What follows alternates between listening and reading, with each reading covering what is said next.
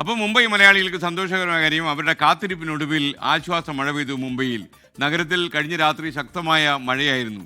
കാലവർഷം വൈകിയതോടെ ജലക്ഷാമം അതിരൂക്ഷമായി നിൽക്കുമ്പോഴാണ് ഈ മഴ വന്നത് വലിയ ആശ്വാസമായിട്ട്. ശ്രീനാഥ് ചന്ദ്രൻ മുംബൈയിൽ നിന്ന് ശരിയാണ്. ഇപ്പോൾ മുംബൈയുടെ ദൃശ്യങ്ങളാണ് കാണുന്നത്. റോഡിലൊക്കെ നല്ല വെള്ളം പൊങ്ങിയിട്ടുണ്ടെന്ന് മനസ്സിലാകുന്നു. ലക്ഷക്കണക്കിന് മലയാളികൾ താമസിക്കുന്ന സ്ഥലമാണ് ഈ മുംബൈ എന്നറിയാമല്ലോ. ശ്രീനാഥ് ചന്ദ്രൻ, ഗുഡ് മോർണിംഗ്.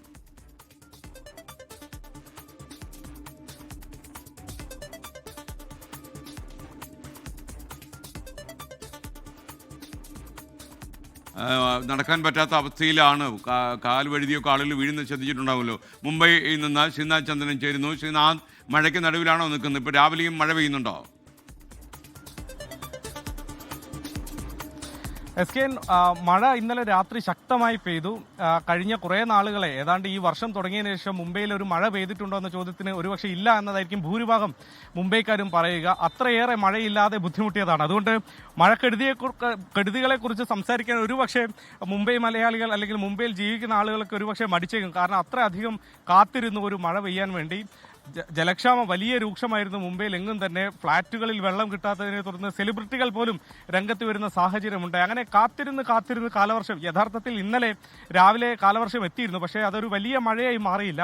പക്ഷേ ഇന്നലെ രാത്രിയോടെയാണ് അത് ശക്തമാവുകയും ഇന്നിപ്പോൾ പകലും ആ മഴ തുടരുന്നുണ്ട്. അന്ധേരിയിലെ സബ്വേ പോലെ ചിലയിടങ്ങൾ, അത് സ്ഥിരമായി വെള്ളക്കെട്ട് ഉണ്ടാവുന്ന ഇടങ്ങളാണ്, അവിടെ വെള്ളക്കെട്ട് ഉണ്ടായിട്ടുണ്ട്. പക്ഷെ അത് രൂക്ഷമായ തരത്തിലേക്ക് ആ വെള്ളക്കെട്ട് മാറിയിട്ടില്ല എവിടെയും എന്നതാണ് മനസ്സിലാക്കുന്നത്. അതുകൊണ്ട് മഴക്കെടുതികൾ ഏതെങ്കിലും തരത്തിൽ റിപ്പോർട്ട് ചെയ്തിട്ടില്ല. അതേസമയം മഴ ശക്തമായത് മുംബൈക്കാരെ സംബന്ധിച്ചിടത്തോളം ആശ്വാസമാണ്. ഡാമുകളിൽ പകുതി എന്ന് പോലും പറയാൻ കഴിയില്ല, അതിലും വളരെ താഴെ വെള്ളം മാത്രമേ ഉണ്ടായിരുന്നുള്ളൂ. അങ്ങനെ പല സാഹചര്യങ്ങൾ, ജലക്ഷാമം മൂലമുള്ള സാഹചര്യങ്ങളൊക്കെ ഉണ്ടായിരുന്നു. അതിനെയൊക്കെ ഒരു മാറ്റം ഇനി വരും എന്നതാണ് പ്രതീക്ഷയോടെ ഈ മഴയെ Mumbaikar നോക്കിക്കാണുകയാണ്. S K okay, Sreenath ചന്ദ്രനാണ് മുംബൈയിൽ നിന്ന് ചേർന്നത്.